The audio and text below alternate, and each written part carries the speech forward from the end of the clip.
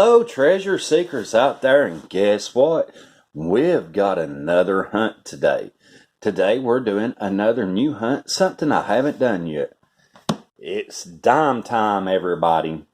So we're going to be going through these boxes looking for silvers, proofs, errors, varieties, double dies. Now, because from what I see, a lot of the dime boxes are just like quarters, that they don't produce a whole lot of finds. If we don't find something worth seeing in these two boxes, I will do a double denomination hunt and we'll go into nickels.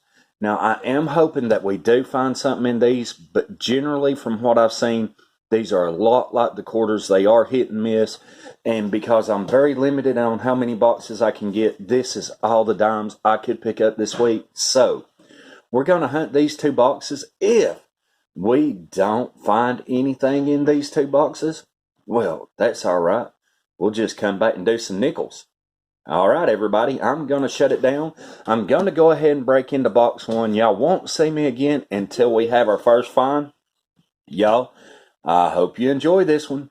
We'll see you back here soon for some dime time.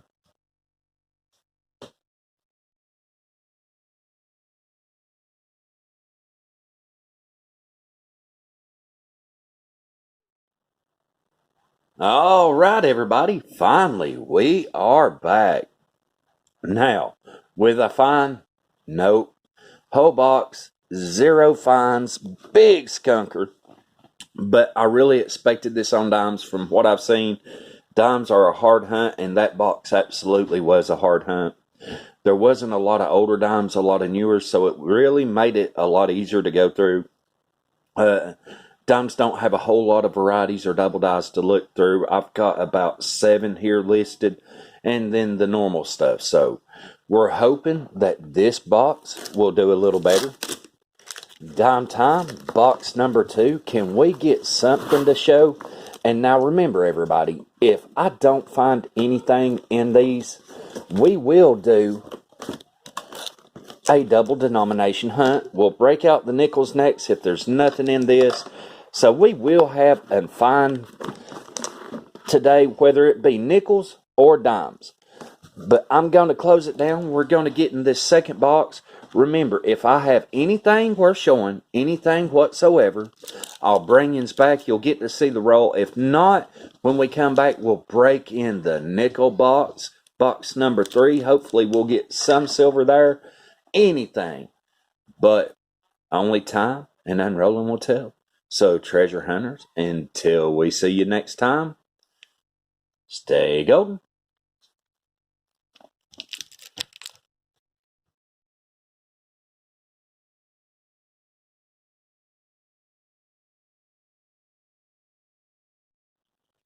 All right, everybody, we are back again, and as expected, no more dime time. That's right, we got 2 skunk boxes, which I was absolutely afraid was going to be the case.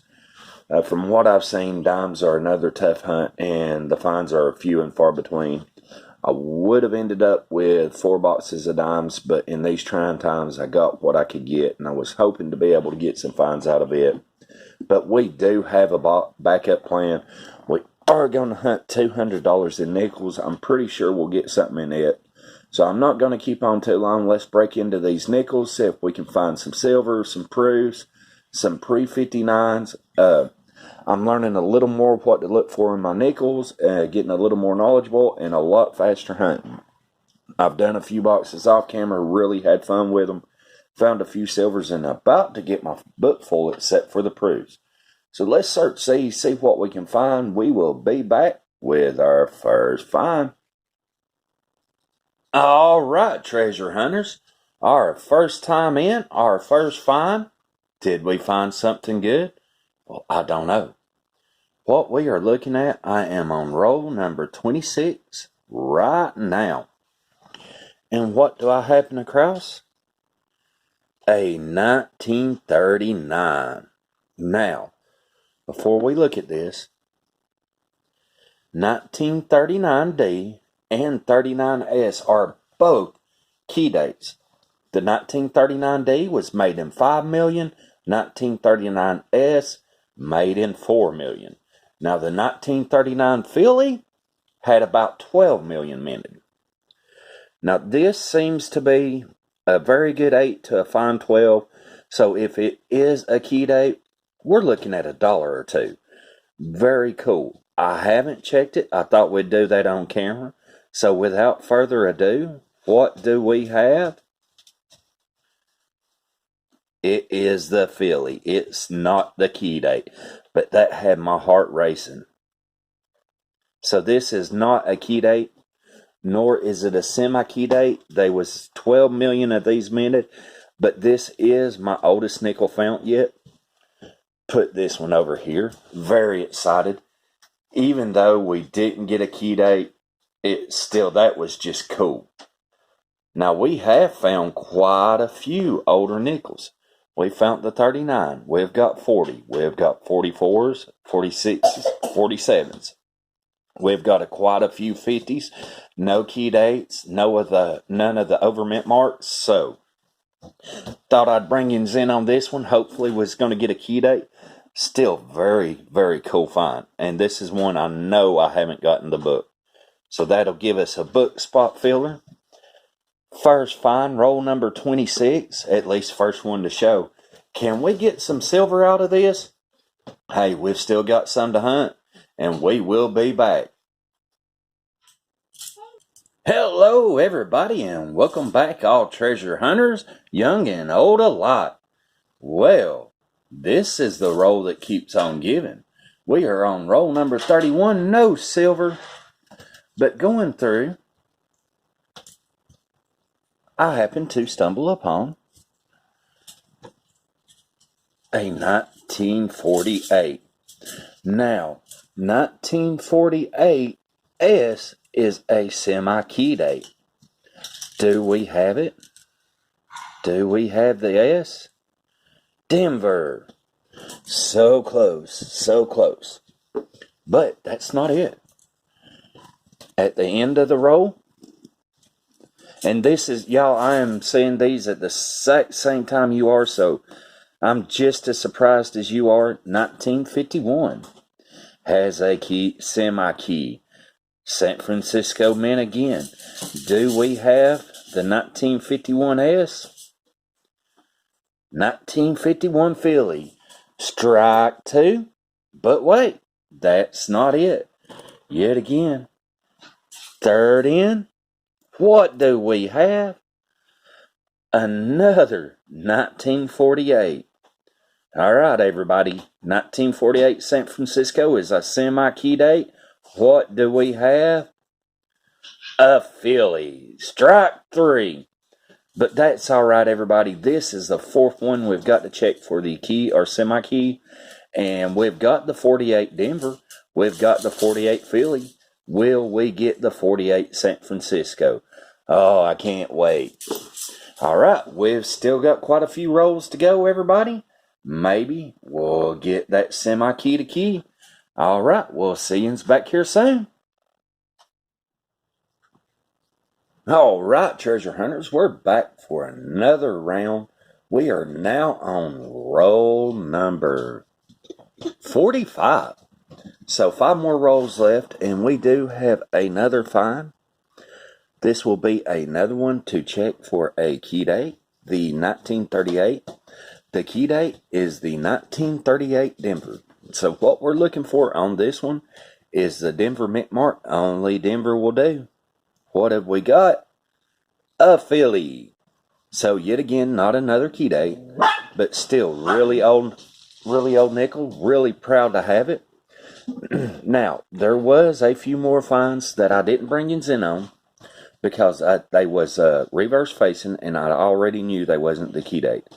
We found another 2 1939s. Now these are the Phillies, all 3 of them, but there is something at the very end of the video. The 1939 Philly has a double die. That's probably the most expensive Jefferson nickel we could find. So we will be checking these for double dies on camera at the very end of the video. I've got 5 more left, so we'll see how it goes. And then I did find a Canadian. First foreign nickel I found, 1985. So we have an 85 Canadian. We have quite a few finds in the 50s, 40s, and now even the 30s. So this has been a really nice box for older nickels. It's going to give me a lot of book fillers. I haven't had no silvers, no buffaloes, or no V nickels yet. But we still have 5 rolls to go. What will they hold? Only time will tell. We'll see you back here soon. All right, everybody. We are back one more time. We had plenty of finds, but no silver in this round. So what are we looking for this round? Well, we're looking at the 1939 Phillies for the double die reverse. And what we're looking for is doubling in the Monticello and 5 cents. This is a pretty prominent double die, and it's one of the most expensive other than the 42D over D. So in very fine condition, if we find one, they start out at $100. Now, I don't think any of mine would make very fine, but I would still love to find one of these double dies. It would be nice to put in the book to have the double die reverse. So what we've got here is 3 1939s. So let's give them a check. If we can get her to focus back in. There we go. All right, let's see what we've got. First 39, do we have the double die? And this will be very prominent. You will be able to see it immediately. First 39, no double die. Number 2, what shall we have? Yet again, no double die. This will be a very, very prominent double die.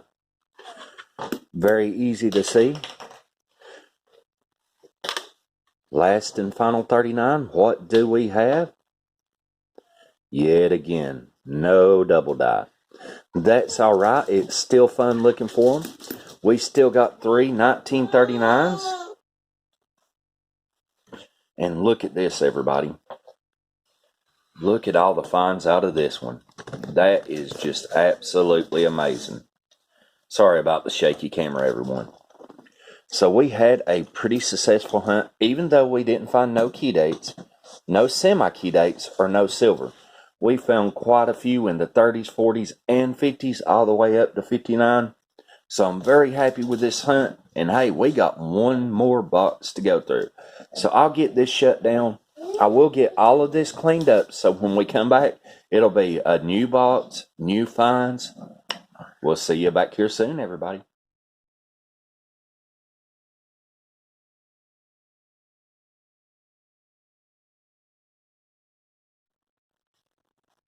All right, everybody, we are back once again. This is going to be the last box in the hunt. Will we be able to find that elusive silver? Well, we're sure hoping so. Now, I have done a few of these off cameras, and I generally do better with silver on the Brinks flat rolls than I do the Loomis. Now, the only thing is, I generally don't do that well in older coins, but I do better in silver. On the Loomis, I do a lot better in older coins and not with silver. So let's see if we can pull some silver out of this hunt. 4 boxes hunted. This is the last one. Instead of me talking, let's unwrap some rolls. What do you say? All right, treasure hunters, we'll be back for the first find of the box. All right, everybody, we are back. Roll number 2. Is this one going to be a good one? Right here. Our first buffalo of the hunt. Awesome. And yet again, I don't see no date on this one. Do we have a mint mark? Nope, and it is a type 2. So we will be nickodating this one today. I've played with the nickodate a little. Even if it is something good, this one is just toast. But we're going to see if we can pull a date off of this. Roll number 2. First buffalo nickel of the hunt. Maybe this is a precursor to things to come. All right, everybody. we will be back again.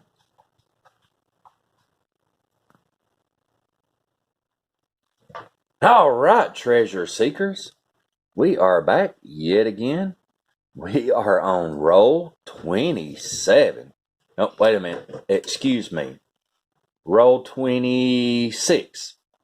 So roll 26 provides us with a find. What do we have? Right here, as y'all can see, we have silver. If I can get my camera to focus, we have silver. We can tell by the large mint mark above the Monticello. So, we will not be silver skunk today. Now, big question is, what year do we have? 1944. Awesome. And as I'm looking, I don't see that it has a overdate or overmint mark. So we don't have to worry about that. But our first silver, roll number 26, we will not be silver skunk today, everybody. All right, we'll see you back for the next find. All right, everybody, we are back with another find. Unfortunately, this isn't what you want to find in a roll of nickels. And I had it happen with each roll of dimes, and now this is the third box of nickels I've had this happen. And this is happening with Loomis and Brinks Wraps rolls. So it's starting to be a little persistent problem. Yesterday, I got lucky and found a 1960 small date penny. Today, we get unlucky with a 2001. Now, it's a little aggravating getting pennies in your rolls of nickels and dimes, but it does happen. It's just, how does one of these big companies get the pennies mixed up in their dimes and nickels? Is it a conspiracy? Are they trying to take our money? Could be. Maybe we need to investigate. But no, I just wanted to show you that this has been the fifth box I've done. Every box has had a penny, and unfortunately, none of those boxes have been penny boxes. So, yeah, I guess you run into them every now and then. Maybe I'll do lucky like Rob one day and find a $20 bill and a roll of ones to make up for it. Who knows? But we'll be back again. I just wanted to show you that we got zinc plated copper, or copper plated zinc, in a nickel box. All right, everyone. We'll be back with the next find. Hello, treasure hunters. We are back, and I am excited. Why is that? Well, I just opened up this roll, and this is roll number 37. So it's been a while since a good find. 10 rolls at least. Let's move our tripod. Do y'all see it yet? Hold on. Right here. Pull it back, and we have a buffalo. All right, and everybody, the condition on this one actually looks good. So we might have a date. Now, I haven't checked this one yet. I just saw it. I got really excited because I could see the condition of it. And I mean, this actually looks really, really good. So we might have actually found a buffalo with a date. Let's not dally on. What have we got? A 1929. Oh, we do have a buffalo with a date. Is that a 25? 1925, everybody. Oh, so great. Right there, 1925. We do have a dated buffalo. Now, it is a filly, but that is okay. I have my first dated buffalo corn roll hunting. It's so great. All right, that is just super exciting. Super, super exciting. I am so happy with that. That's awesome. Roll number 37. We have another buffalo, a 1925 filly, and my first one found, everybody, with a date. All right, everybody. I am going to cut this short. I'm not going to keep on too long. I still got 13 rolls to hunt, and I will be back for the wrap up, and we will nick-a-date this one on camera. I'll do my wrap up, then we'll nick-a-date, see what we got. because there is a possibility that I cannot pull a date off this. Remember, I'm new with nick a date and I try to be very cautious. I've nick a dated a few that I've overdone and actually lost the date. So I'll try to be really cautious with a nick a date, but we'll see. We'll be back here. Let the hunt continue.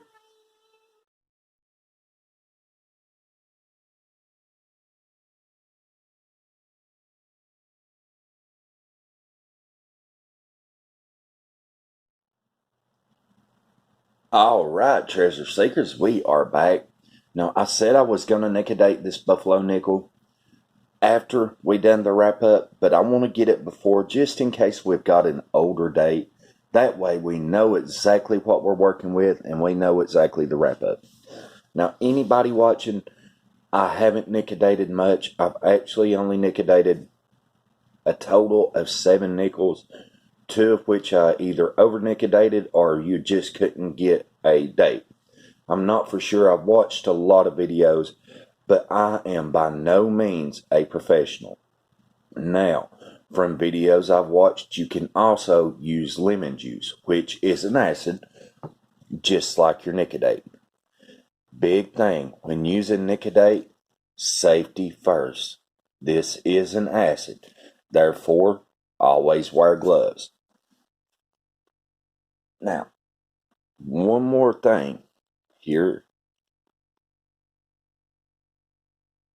Okay, there you go. Work with me today, phone. This has no date whatsoever visible. If at any point you can see a date on this, see how you see the 1925? Do not nicodate. You will lose value if you nicodate, and this it does have a readable date. Therefore, do not nicodate a coin that does have a visible date. So let's zoom on in here. Let's get this process working.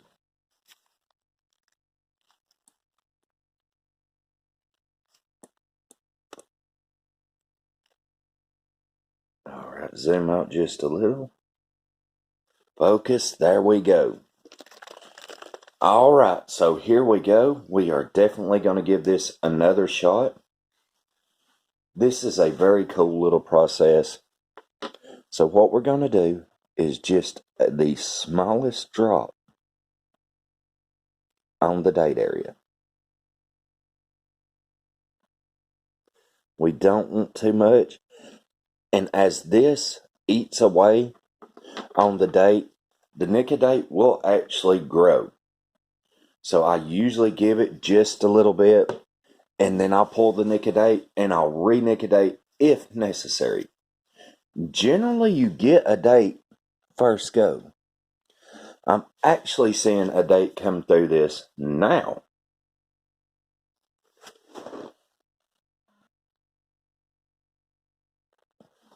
So I'm not going to wait too long. I know y'all can't see it, but I'm starting to see a date show now within just a few seconds. So what we're going to do, yes, I do. There we go. We have a date.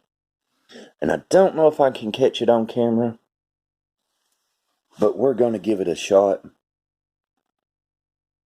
There it is. 1916. Do y'all see that? Ain't that just the coolest? So what we have here is a 1916. This is a Philly. I don't see no mint mark. I have had it under the microscope on the back, and you would be able to see the mint mark if there was one there. So it ain't there, but we do have a 1916. Very cool, huh?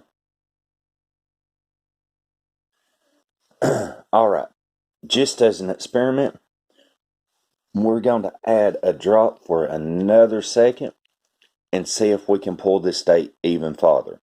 Now here's where I've always run into problems with the nicodate. You've got to really be careful on your second go around. If you leave it just a tad too long, it doesn't actually bring the date out. It eats the date off. And I try to make sure that I'm doing it in the smallest amount possible. The least amount you can acid, the better it is. So just a few more seconds. Wash her off here. And let's see if we brought that date any farther. Oh, yes, we did. Look at that. Look at that, everybody. Definitive 1916. And as you can see, we haven't acided the whole thing. We're just right on this date. We have a very clear and very readable 1916. This one come out amazing. So there we go. Now, for the wrap up, everybody, let me get my nickel date cleaned up, my rag. We're just going to go right into it. I really hope you enjoyed that. It's really fun to see them dates come through. And now, personally, I haven't nickel dated a lot. So, like I said, I'm still learning with the nickel date. Here we are. Zoom her out. Bring her up. And there's our finds from box number 2. Now, I don't have box number 1's finds here. We did go over it. There was really nothing, no more than some older nickels pre-59 to 39 that we did find. So, here's the box number 2 wrap up. We found a 1939 Philly. I have checked for the DDR in the Monticello and 5 cents. This is not a DDR, but this is a beautiful 1939 nickel. I would call that at least XF. So we have a very beautiful 1939. It actually will upgrade my book. Then we had 8 in the 1940s, and then 14 in the 1950s. Then, out of this box, 2 pennies. This is the thing that should not be, but it was there, so I did get a little aggravated with the pennies in the box, especially every box I've got has had at least 1 penny in it. Then we found the 1925 Buffalo. Very nice find with a date. And as y'all can tell, this is a gorgeous nickel. Now, you will always have wear on the date. This is the design of the Buffalo. Unless you get AU to mint state, that was the big problem with the Buffalo, was the date area. Then we have the 1916. Look at that. Didn't that date just come out amazing, everybody? I absolutely love that. Now, this does kill the value of the coin. Without a date, you're looking at no money. With a date and nickel dated, maybe 30 to 40% of the original value of the coin. Seeing as how this is not a key or a semi-key date, there's not a lot of value there anyway, but it's nice to know what date you have. Then we found the silver. There is value. So we found a 1944 Philly silver. This was the only silver of the whole hunt. So thank you, box number 2, for providing us with silver and not giving us a skunk. And that is it on the wrap up, everybody. This was an extremely fun hunt. Unfortunately, I don't generally get the older nickels from the Brinks box as I do the Brinks, but I have yet to not find silver in a Brinks box. Loomis, I've been skunked with silver a few times. Brinks, I generally do better than I do with Loomis. But I'm not going to keep on. I hope you've enjoyed this installment. I'm so sorry we couldn't get some silver and dimes. but I was afraid that would be the case in the first place. So we will try dimes again one day. It was an extremely tough hunt, extremely straining on your eyes, and after you go through thousands of dimes with no results, it gets a little aggravating. But I will give it a shot when we can get us 4 boxes. And we've got a review coming up, a few really nice reviews. We've got some pay dirt. And everybody, when we hit that 250, we will be having another giveaway. So if you can like and share these videos, it will be greatly appreciated. I enjoyed the hunt. I hope you did too. Until next adventure, may your pans be full, your smiles be golden, your clouds be painted silver lined, and your pennies be copper. We'll see you again, treasure hunters.